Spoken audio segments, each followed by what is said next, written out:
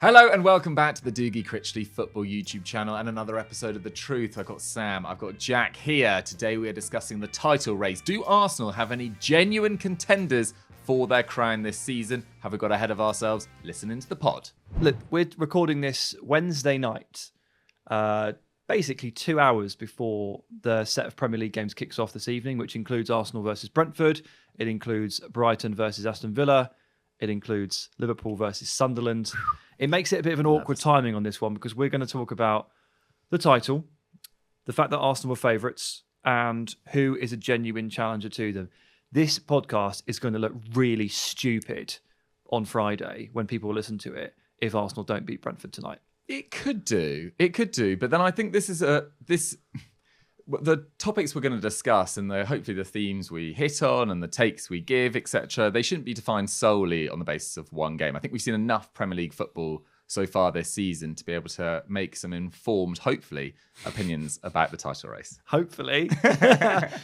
While that's true, it's still just going to look weird. Like, if Arsenal do lose to Brentford at home, and then you get a podcast landing in your feed saying, well, Arsenal are unequivocal favourites, and we're going to discuss whether anyone else has the chance. Like, it's just going to jar. No, so hopefully that really hasn't happened. And that's not me cheering for Arsenal. It's just cheering for the life of this content. Yeah, Jack, don't release it if they lose. Okay, you'll never. You don't hear this if it doesn't. Yeah, if it doesn't go there's been a mysterious absence of the truth this week.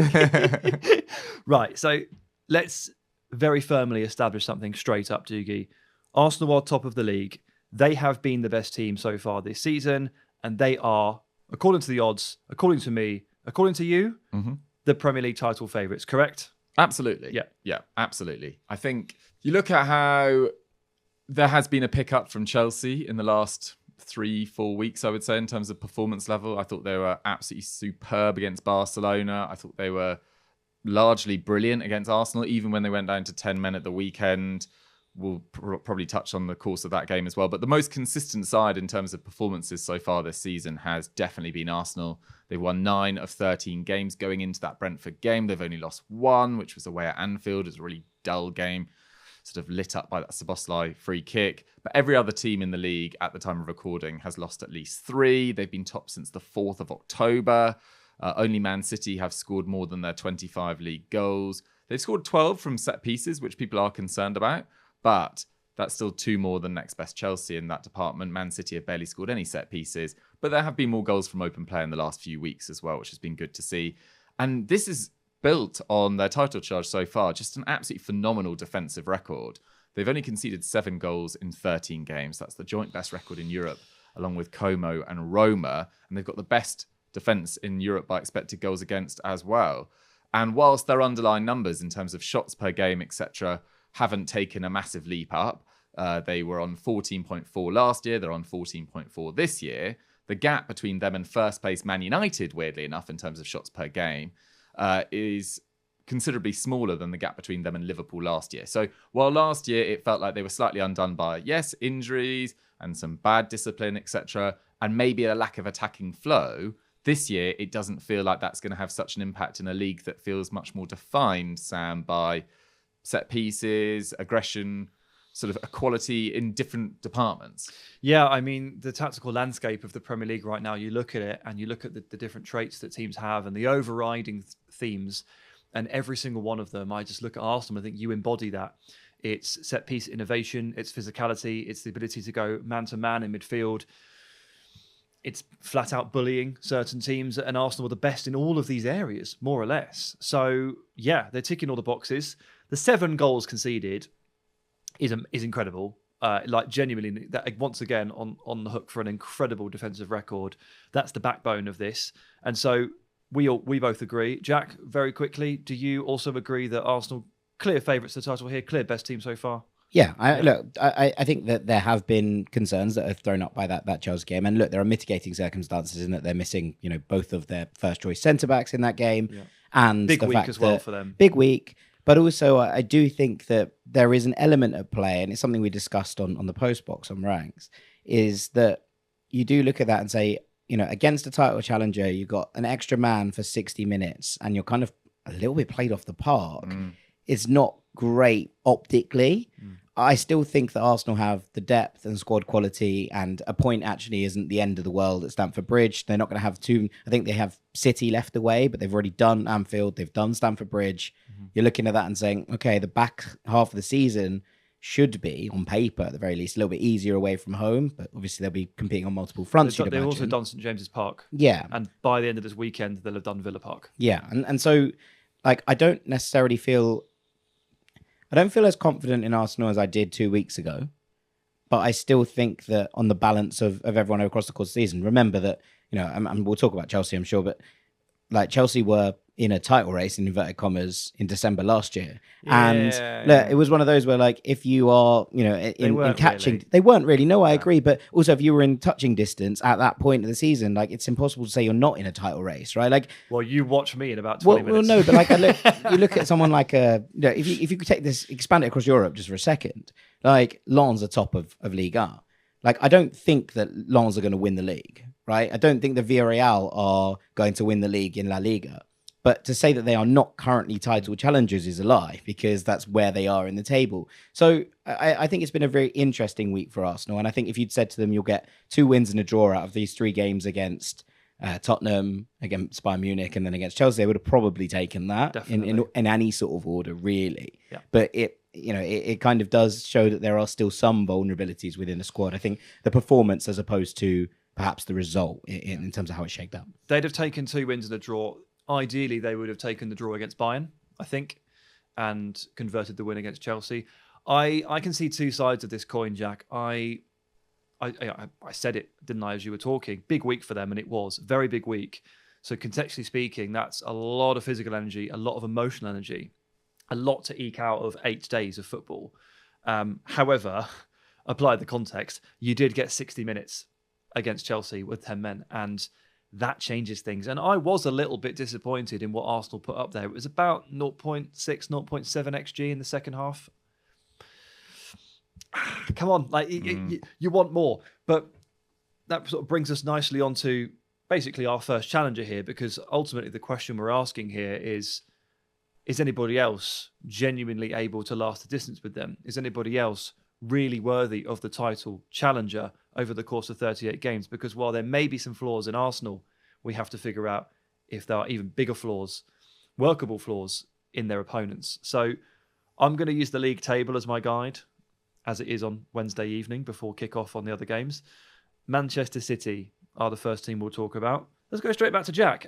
Right, 9 goals. Silly stuff, wasn't it, at Craven Cottage? Madness. And I think this cemented for me the gut feeling that I've seen broadcast about this team a little bit weirdly fragile, bit vulnerable, really a bit. Yeah, mentally, I think so. It's important to kind of take the context with City as well, right? That a lot of this team, they lost a lot of Premier League appearances in the summer in terms of players leaving and players who'd gone and won things. They lost a lot of muscle memory in terms of getting over the line and winning trophies. Like, a lot of these players in this squad now haven't necessarily been there and won it with Manchester City before. What I thought was interesting was just how prone to collapse they looked in that second half. And I think that if Fulham had got an equaliser, it would have been bedlam, and it would have been one of those games that you're like, that's one of the weirder things, and stuff happens, right? Like, it's the Premier League. We know that these things can happen. But I think you would have looked at it. Pep made some very strange decisions. And I think Stephen McInerney, who runs a brilliant City channel called Esteemed Companies, said it best in the title of his video after this game. He said, City's just an incredibly unserious side. And whilst that's loads of fun, as a neutral, as an opposition, to throw away lead against Leeds, I know they would end up winning both of these games, had very nearly throw away a lead against Fulham when you're 5-1 up. That's not really the old title challenger stuff, I don't think. And so when Nico Gonzalez went off and he was replaced by John Stones, the entire team fell apart. And that's a concern. I mean, look, it speaks to how Nico has grown into his role, I think, and how important he has been to this team. I think that they look relatively weak at fullback still. We haven't seen loads of Ryan Aït-Nouri. This wasn't Nico O'Reilly's best game, although he has, done admirably in that position. Happy to criticise him now he's made his England bow. Yeah. I was hopeful with a surname like that he might turn out to be on the side of the light, but it turns out he wasn't. But the way Jack turns on people. Yeah, it's the usual. You should have heard me at the FSAs on Monday when Declan Rice walked on stage. But the kind of element of this, like, can they? The thing with City, I think, is that right now, I don't think City are title challengers. However, if they end December, go into January, and they're 5 points behind, Dean and I spoke about this on Ranks this week. He thinks they'll spend. Think they'll go for it. So if they're in touching distance, they might accelerate plans that they might have had for the summer in order to actually strengthen this team and say, you know what? An unbelievable back half of the season, and we could end up winning a title that we probably didn't think we were actually necessarily in the conversation for this season. And that, I think, maybe changes things. We talked about it a little bit when we talked about relegation candidates. Like, does it change things with Leeds bring in a number 9 who can score goals in January? I think you'd say something similar with City. If they can stay in touching distance and then they strengthen this squad, maybe that they come back into it, because with Pep, you never know. But I think as they stand right now, I'm watching Matheus Nunes get cooked over and over and over again at right back yesterday. I don't know if that's sustainable. I think a genuinely excellent side, and Fulham are very much not that, would have punished City defensively yesterday. Yeah, you've got two second halves in consecutive games here. The second half against Leeds, dreadful. Second half against Fulham, worse than dreadful. Against admittedly like not top tier opponents. This really bothers me when it's time to talk about Manchester City and genuine title credentials. Does it bother you too? Absolutely, because prior to this sort of weird run, they'd had that week where they beat Bournemouth, Dortmund, and Liverpool, and everyone thought, "Ooh, maybe Man City are quote unquote back."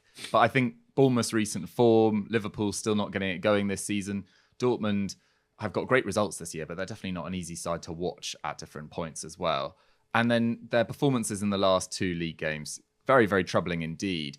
It doesn't feel like, and it's a very obvious point to make, but the quality and experience they've lost. If you look at that squad from the 2023 Champions League final, so just over 2 years ago, the amount of starting players that left in that starting 11, so Ederson, Akanji, Grealish, Gundogan, De Bruyne, all left. On the bench, it's been absolutely ripped apart. So Carson, Ortega, Walker, Laporte, Sergio Gomez, all left. Perrone, Cole Palmer, Julian Alvarez, and Riyad Mahrez all left. That is so much talent gone. And when you buy 14 players in a year, you are going to have to, jettison a few, I guess. Exactly. And I suppose there is an element of, could they get better? I think they could absolutely get better this season. There's still a number of players to bed in. Cherky's still finding his feet. He's been injured. I think he's been pretty impressive when he's played. Yep. I think Reinders is probably still getting up to used to the Premier League as well, but a brilliant finish last night before obviously drifting in that game slightly. Rodri has only been fit to start 4 league games. Will he be back to Rodri levels by the end of the season? Probably not, but you never know. It's hard to say with him, isn't it? Because coming back from a long-term injury is tough. He's had a load of small injuries that follow on, which is pretty normal.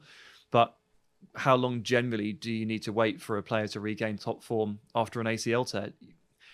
For the most part, it unfortunately it takes a while. Now, the pressure's not on him because Nico Gonzalez is one of the few bright spots of the season so far. I thought he had a tremendous first 5 games of the season, roughly. Then he sloped off a little bit, and now he started to bring it back. I love the fact that Pep has actually explained why he fell out of the team at the end of last season. He said he moves around too much. It's like, what? He's like, I don't like defensive midfielders that move. You need to move less. Imagine that. Nico, stop running. Stand still. Then you can be back in the team. It's what he's done, and it works for the team. Haaland has obviously been amazing. Lots of goals. Too many goals, really, in terms of a percentage, but it is what it is. Jeremy Doku has basically gone Super Saiyan, added 4 elements to his game, and it looks really, really scary. The City are defensively questionable, mentally fragile, inexperienced, and on the ball going through a full redress, a complete tactical rejig in terms of how they're actually playing. They're keeping the ball really deep and trying to bait the press and then try to play intricately around the press and go and open that space for Erling Haaland and open the space for Ryan Cherky to play a through ball to Erling Haaland. And it's great, but that's really dangerous stuff. And they can no longer hold on to the ball as a defense mechanism. 34% possession second half against Fulham. I mean, I'm not sure they were trying to actually hang on to the ball as a defense mechanism, mostly because I think they know now that they actually can't do it.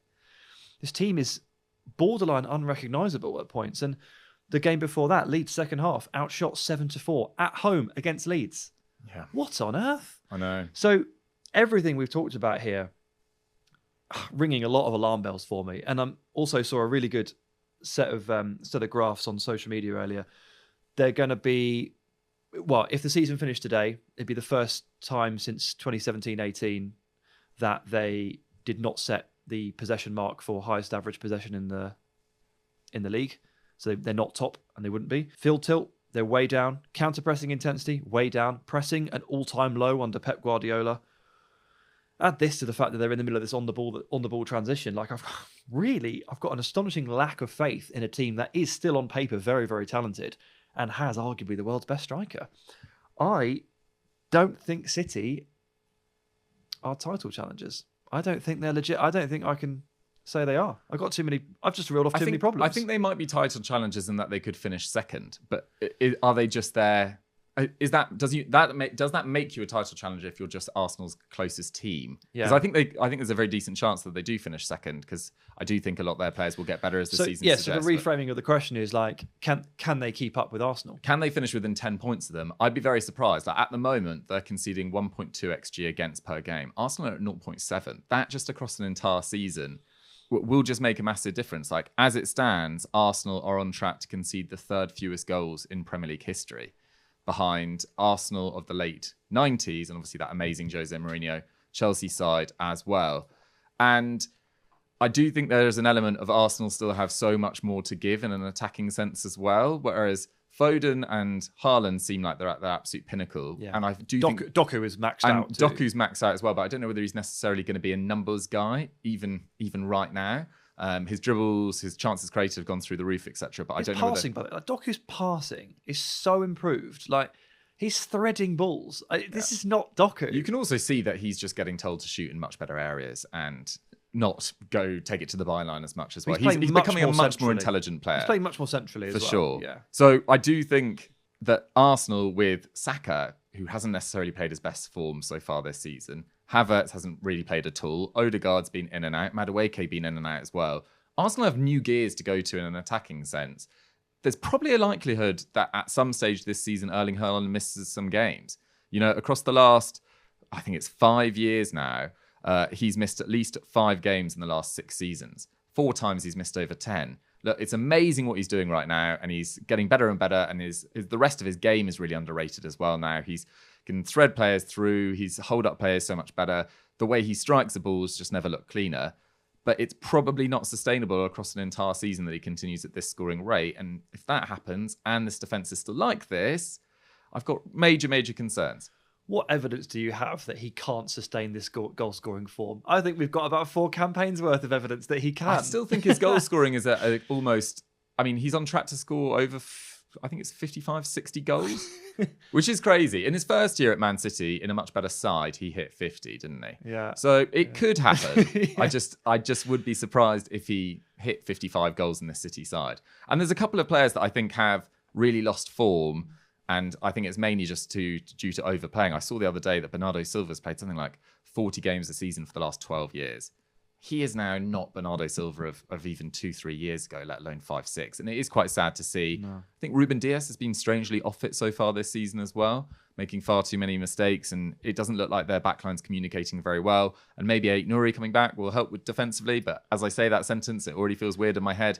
I've got major concerns. Kusanov at right back is probably the idea to get an instant upturn. And they are also being strongly linked to our friend from last week's podcast, Elliot Anderson. Of course, yeah, that would make some sense, I guess. Bring some cost some moolah as well. I mean, I feel like their plan is to get Kusanov going at right back, but every time they try and do it, he gets injured. So it's like one of those things that it's definitely on their minds, but it keeps going wrong. So I guess we'll have to see. But look, I'm going to demand from all 3 of us a definitive answer. Are City capable of going the distance with Arsenal and genuinely beating them to the title? Dougie? No. Jack? Yes. Really? Yes, No. I think so. No. I think it involves. It doesn't. It maybe not this iteration of City, but I think that they will strengthen if they're within 5 points. And if they do that, and they bring in an upgrade at right back, and they bring in someone like an Elliot Anderson, we know that City have the capability to go through those charges. At the moment, and we discussed this on Philip earlier, it feels a bit like Pep's, like because he's like completed football. It feels a bit like he's just like, harebrained scheme shall I come up with next to see what we can do with this team? He's like trying to just like entertain himself as much as anything else. He's a fierce competitor. But no, I don't doubt that at all. But like, it almost feels like he's coming up with ways to entertain himself. I think that City do have the capability, but I think that it would involve them staying in touch, and even if that's a bit dicey at the moment, as it has been against Leeds and Fulham, like even they're if that's still doing it, though. They are picking up the points. They are picking up the points. If they end up in a position where they are in touching distance in January and they go for it in the transfer market, I still think that they are serious contenders and would be able to push. If they don't do that, and we see a fall off and some of these mistakes start to get to them in the next couple of games, and actually we see them kind of trail in terms of the way that they've been going, where performances haven't been great, but they're picking up, the points they need. If the gap's too big and then they're like, leave this season, just let players integrate, I don't think they make it. Yeah. Okay. I'm going with no. I'm quite strong on that. Yeah. I'm not buying it. I'm not buying it. Not feeling it. Go. Right. Let's move on to Chelsea. The Chelsea. Prepare yourselves. I'm going to say a series of very nice things about Chelsea. Oh, nice. Okay. Like very, very nice things. And I've been pretty down on them for a while. Most of last season, into this season, actually, as well. Yeah, 18 months. 18 months of me being quite down on Chelsea. Not a big believer in them last year. They did buck up towards the end of the season. And obviously they start this summer with losing Levi Colwill to an ACL tear, which is desperately unfortunate / a complete product of the calendar. And that really, again, I was thinking there's just no way. But last thing I thought I'd be ever doing really is sat here and praising Enzo Maresca's Chelsea for genuine, like, steely resilience, just a never say die attitude and an unwillingness to accept that things are going to go against them. And look at them, like, every week they just find ways to overcome all these hurdles. And it's obviously a hugely positive trait. They've overcome, we talked about it in the luck index episode, some bad luck, really. They've lost Cole Palmer for most of the campaign so far. They've ended a game against Liverpool with like 6 centre-backs injured. They played against Forest without their entire first-choice midfield, still won. They've also overcome a lot of their own problems and mistakes, because that red card against Arsenal was their 6th red card of the season in all competitions, which is frankly ridiculous. Like, to have 6 red cards in an entire campaign is bad. To have them all by the start of December is quite embarrassing. But they generally haven't cost them those red cards. Brighton, they lost, fine. But usually they eke out a result one way or the other, even though they've received a red card. They probably could have expected to maybe beat Man United at Old Trafford in that moment that Man United were in. And then it went down to 10 each. Yeah, so, but they'd lost Rob Sanchez early, like the goalkeeper. But that was their own fault. The rain is the rain. The rain is the rain. The rain is the rain. Especially that Manchester rain. Yeah, look, Maresca's doing an amazing job. I like, and I think he's a very grumpy guy who I struggle to warm to. But when I saw him pelting it down the touchline to celebrate Esteval's winner against Liverpool, and he ended up getting suspended for the next game because he was in a dog pile. This is brilliant. And I feel like Maresca is more emotionally invested in this Chelsea team than he ever thought he actually would be. As the kind of caretaker of the group, a very young set of players. It's quite cool to watch. And there are several players in this team that I think most of the footballing world are not paying attention to enough in terms of realising how good they've been this campaign. Because storylines over Cole Palmer, cool. Esteval is not flying under the radar. But someone like Enzo Fernandez, who you tweeted about last week, is having a brilliant campaign. And I swear, like I always say with Caicedo, people aren't necessarily realising how good he's been. Yeah, I think it's a thing with £100 million signings. You've got to go above and beyond for people's expectations to change about you. And he joined in that January where they eventually finished 12th and they had a really miserable end of the season. And he'd actually only played 6 months at Benfica, which people didn't even realise or didn't take into account enough. He was very, very raw. He'd had an amazing World Cup, used mainly off the bench for the first few games, and then became a starter, ends up as Young Player of the Year. But his impact at Chelsea was a little bit of a slow burn, and I think it took people quite a while to give full credit to Moises Caicedo. And I still don't think people have realised how good he's been since the start of last season, really. His goals and assists are there. His box crashing's there. He maybe doesn't have the eye-catchingness, if that's even a phrase, of a Moises Caicedo, because he's not particularly physically impressive, as in he's not rapid. He's very combative, and he's definitely very good at engaging with the crowd. but it's not a game that is as eye-catching as a Declan Rice or a Moises Caicedo, for example. He's scoring a lot of goals. Does that not do it for you? Absolutely, it does it for me. But I just think in the wider public, people haven't given him enough credit, and he does feel like almost like the grit of this side. Yeah, he's very gritty guy. Has always been that really gritty presence. I've got a question. If everyone is fully fit, does Enzo Fernandez start? Oh, not this question again. Because I think that part of what has been very good this season is that he's been played in that number 10 role more often than not. He's moved forward and he's been able to, create with a barrier behind him. If Cole Palmer comes back in and is fit and wants to play in the 10, Cole Palmer plays in the 10. He's Chelsea's best player. So therefore, is there a space for Enzo Fernandez in that regard? It's dicey stuff, and it's not just an issue that's linked to this season and the rise of Estevao. It's also an issue that's linked even back to last season and the season before, because we've talked about it, I think, probably with the Caicedo episode, where the very latter stages of Pochettino, he kind of ended up like Fernandez got pubalgia and had to step out of the team, and he paired Caicedo with Conor Gallagher, and it was great, and they won like 6 games in a row, and it was like, crap, is Enzo Fernandez, is he in Chelsea's best team? And we were asking that question, and the answer is either yes or no. It's not a criticism of him, but like, look at how they're playing without him. They're pretty good. Is he in their best team? That question was being asked end of Poch, then again through the start of Maresca, and now it's even busier. And if, let's say, for example, that Palmer does step back into that role and everyone's fit. Imagine if Romeo Lavia was fit, Yeah, unfortunately for him, he'll never be fit. Imagine. Yeah. He'll know. Yeah, imagine is the operative word. It is interesting, and there's another separate debate on the side going, which is like, look how well Enzo Fernandez is playing, and yet there's a lot of people that would argue he's still not even being technically used in his best role, which would be more of a distributor, because he's got such a passing range to him as well, which he doesn't really get to show when he's busting into the box and getting on the end of crosses, which he's also better at than most people in the game. He's actually incredible at timing runs into the box and getting on the end of stuff like a number 9 would. So this question hasn't really gone away over the last 2 years. What's avoided the question entirely, really, or avoided the issue, is they've always had enough injuries for it not to matter, because they just don't have enough players to have a luxury of choice. Well, in the same way that Arsenal a few years ago felt that if they didn't have Saka, and a couple of years ago Odegaard, and maybe a couple of their centre-backs, it felt like a disaster. It was the same case with Chelsea. If they didn't have Cole Palmer, if they didn't have Moises Caicedo, they'd be in real trouble. And Chelsea do have a favourable run of fixtures during this Moises Caicedo suspension.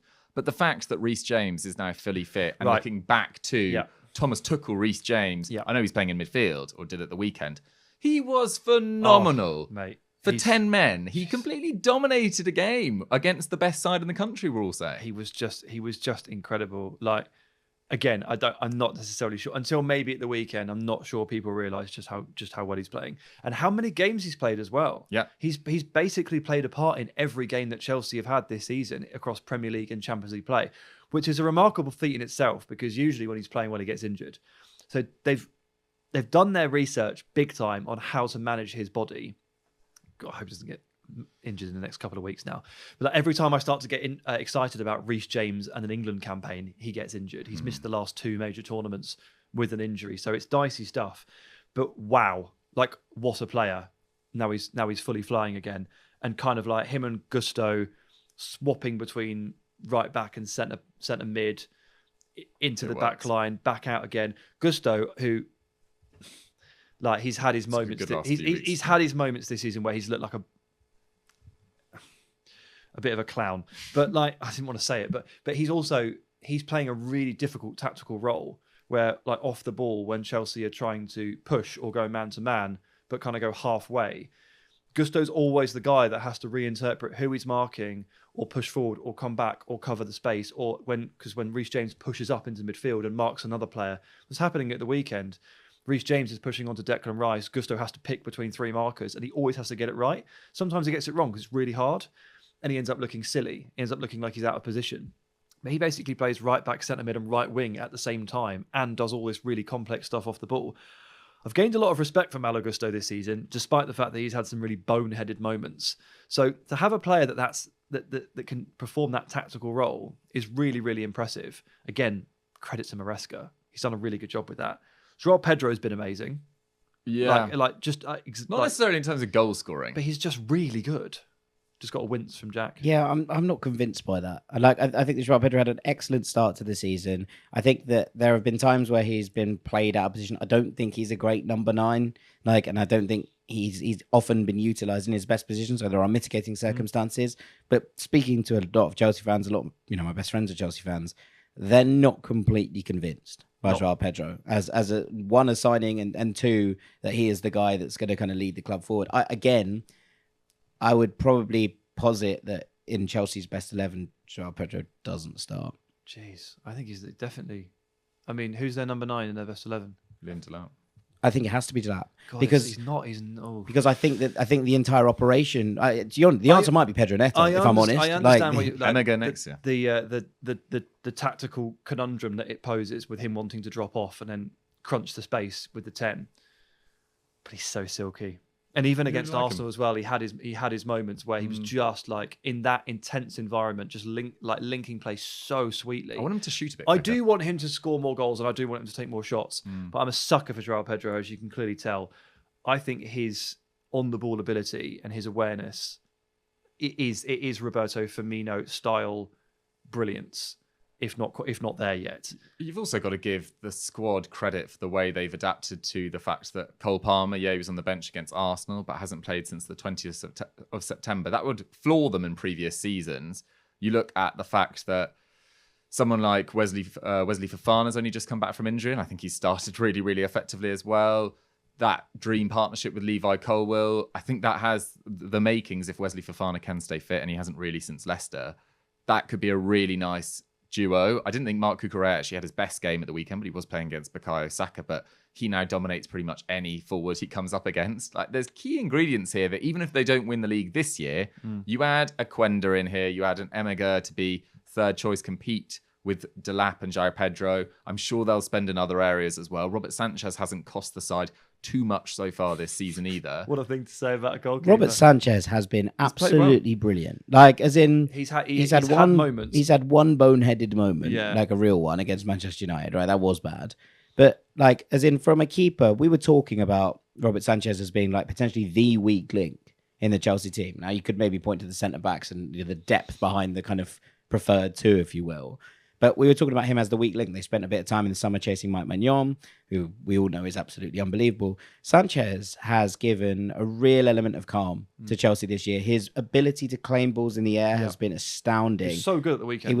He's been like that for most of this season. It feels like his distribution has got better. It's almost like as soon as Maresca was like, you don't have to play it short every time, and he has the ability to go long, suddenly he's picking out passes. You're like, I didn't know you had that in your locker anymore. Allowed to. Maresca threatened to drop him if he kicked it more than 10 yards. So effectively, what he's done is gone, right, okay, you're going to need to play your game. I think Sanchez, you're talking about players who are underrated in this Chelsea side. I think Robert Sanchez has been, maybe the story of their season that has gone under the radar. I think he's been absolutely brilliant. So over the process of the last 10 minutes, we have praised 3/4 of this team. So seems like a simple answer, but like, can they challenge Arsenal this season? I think they can get within 10. Okay. Is that a challenge? I'm not sure. I think actually, weirdly, the eye test, I'm really enjoying watching Chelsea this year. I think similar to what you were saying earlier compared to previous years. But actually their underlying numbers haven't taken a massive leap. So their expected goal difference per 90, so the quality of chance they create versus concede, has gone from 0.5 to 0.6. Arsenal's is double that. So there's not been a huge leap statistically that makes me think, they can rival and then top Arsenal. But the way they played in the last week, and it has been actually across the last 7 games, I think only Villa and Arsenal with one more point have taken more points than them. They have shown that they have the makings of a title-winning side. I just think this season is probably one too early for them. Jack? Yeah, I'd concur with a lot of that. Like, I think they can get close. I think that Chelsea might finish second. I don't know if they have they've got more mature as the season's gone on. And actually, there's a brilliant piece in The Athletic from Michael Cox about how the performance against Arsenal was the most Chelsea that Chelsea have looked in ages, and about like when the team, it feels like the fan base connected to this team again, and they weren't for a long period of time where it felt like the bridge could turn at any moment. It doesn't feel like that anymore. I think what's really interesting is seeing them develop and mature. I think that they will be there. I don't necessarily think that they will win it this season, but I think that they are in the conversation. They should be talked about as title challengers.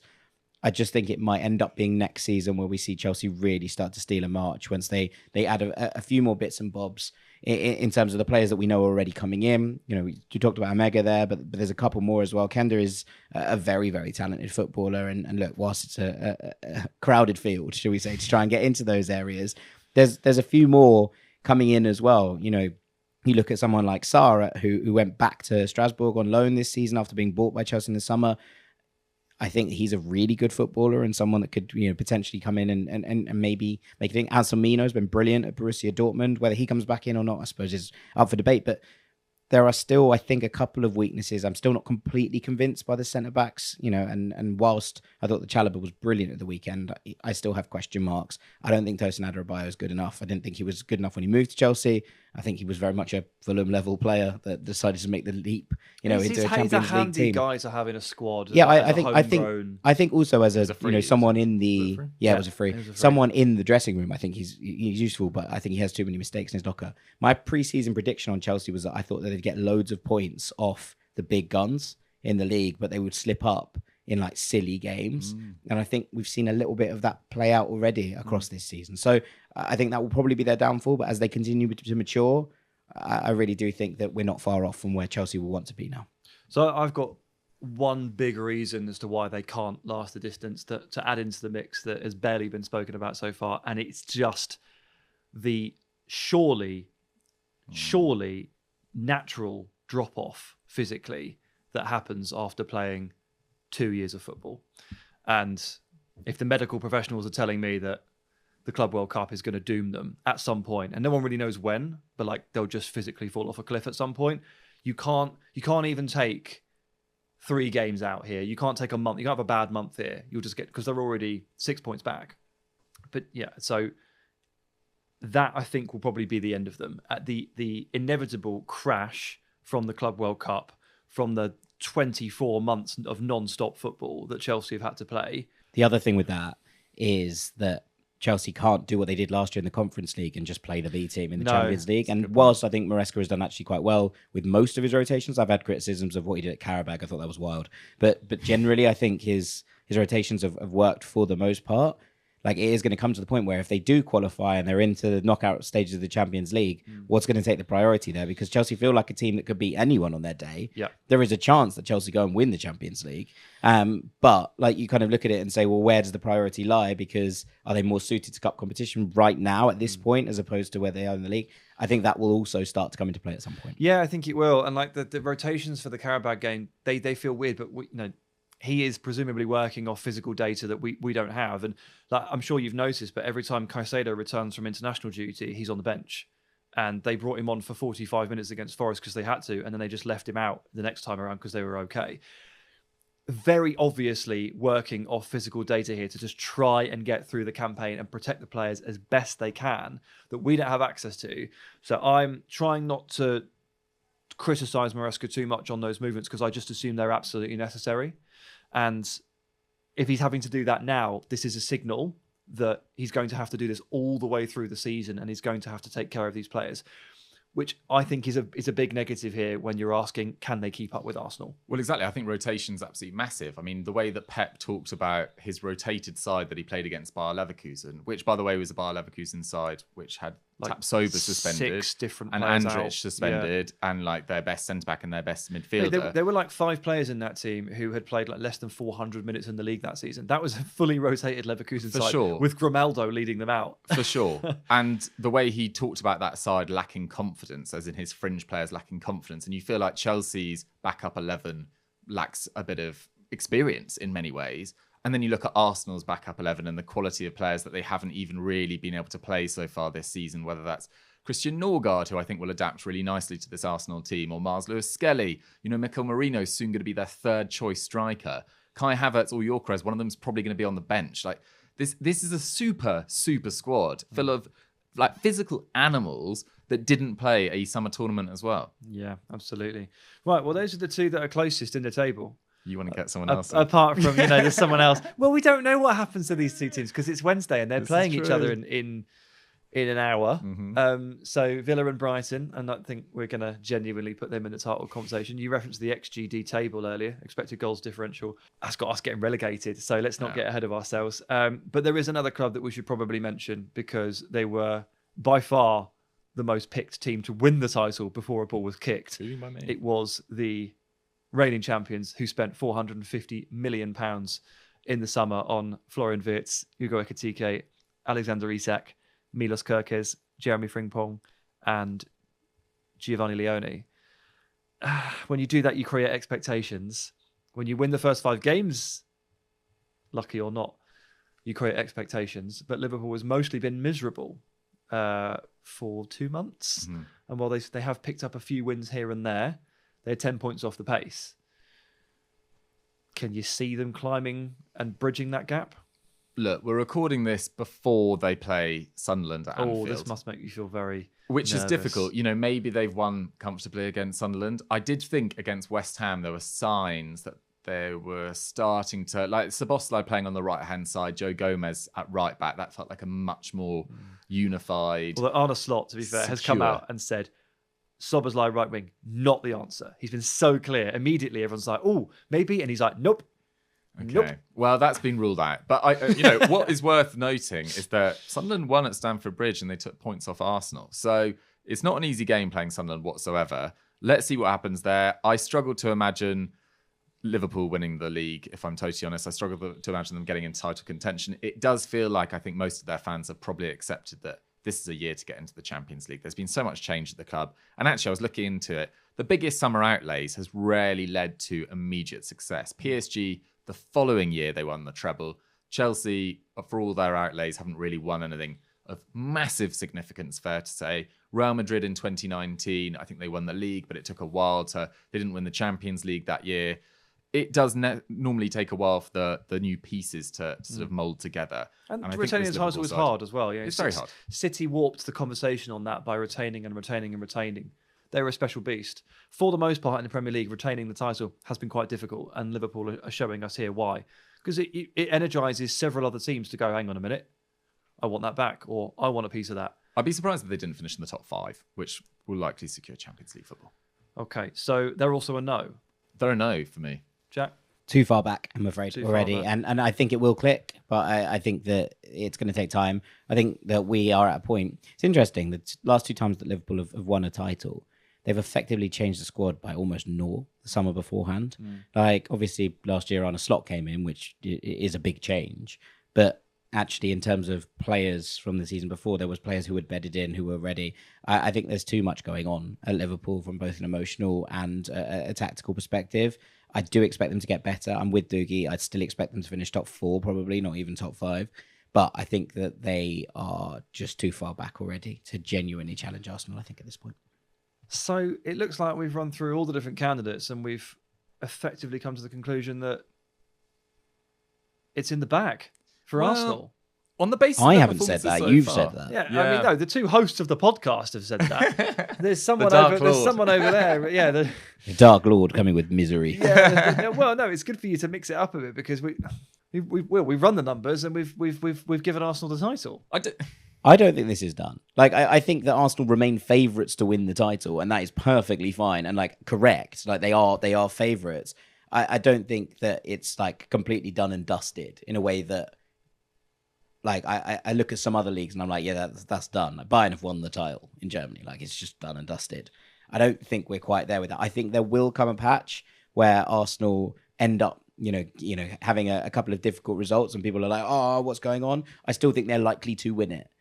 But I don't think it's finished in a way that perhaps you seem to. Well, I just don't have any faith in any of the clubs we've talked about to actually go 38 games and outlast them, I guess. And that's less about Arsenal and more about the flaws of everybody else. I was hoping maybe that we could have a conversation, Dugan. You might be able to convince me that there's more to like about Man City than I can see, or that don't worry about the Chelsea's fatigue levels. It's all a myth. Cole Palmer's going to swan back in. He's nicely rested, but all the points raised are fair. And yeah, I struggle with both of them across 38 games getting within 6 points of Arsenal. I think I said 10 You said earlier. 10. That felt maybe a little bit dramatic, but on the basis Winning of this hard by performances so 10 far, points is- I do think Arsenal have been by far the best side. Yeah, I agree. But it is only, what are we, the 3rd of December, and we don't know their result tonight. We don't. No, we don't. Okay. Risky. Well, congratulations, Arsenal. Premier League 2025-26 champions. If they don't win it, the podcast will Did you hear close my down. stomach reacting? Yeah, Just yeah. nerves. There's so many nerves. The podcast will shut down if Arsenal don't win the title because we'll be officially discredited. It'll just be me. Morgoth by himself. Just you doing like mic checks to no one. Just me, just sat in front of that truth sign, just sitting there being like, I'm going to spout now. We also need to flip this round at some stage because the amount of people that comment on my YouTube videos, where is Jack? Like, can we get him? Can we get him in the video? He's locked in the cabinet. We don't let him out. We'll see. We'll see. Maybe we'll start producer cam. He's the dark one. So we've sealed him into the ball, and his voice escapes through the tiny little holes. But miserably. trust me, if we let him out, Anti-Arsenal takes. it's the end of the universe as you know it. Trust me. It's not worth All right, it. let's wrap it up. We've got to watch some Premier League football. We do. Got to win at Anfield, Sam. That's what we're going to do. Got to win at the Amex. Big test for both of I think us. we're going to win at the Amex. I guess we'll see. I guess we'll see. Anyway, Dougie, thank you for joining me. Thank you, Sam. Jack, thank you for joining us. Always a pleasure, Sam Dougie. Lovely stuff. All right, thanks for listening as well, guys. We'll see you same time next week. Thank you so much for watching this episode of The Truth on my YouTube channel. If you enjoyed it, you'll probably enjoy it on the move too. Go listen to the Ranks FC podcast feed. There's loads of other great podcasts with Jack, with Dean, with occasionally Sam and myself too. Go check it out.